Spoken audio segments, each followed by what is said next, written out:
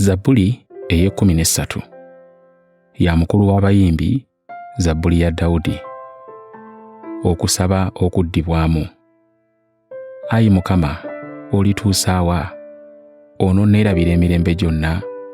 Olituusa wa okunneekweka? Ndituusa wa okweraliikiriranga n'okuwulira obuyinike mu mutima gwange obudde okuziba? Omulabe wange alituusa wa okunneegulumiririzaako?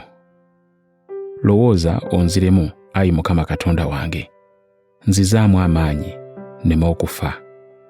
Omulabe wange alemenga okugamba nti muwangudde, abankyawa baleme okujaganya nga nterebuse. Naye nze neesize okwagala kwo okutajjulukuka, omutima gwange gunaasanyukiranga obulokozi bwo.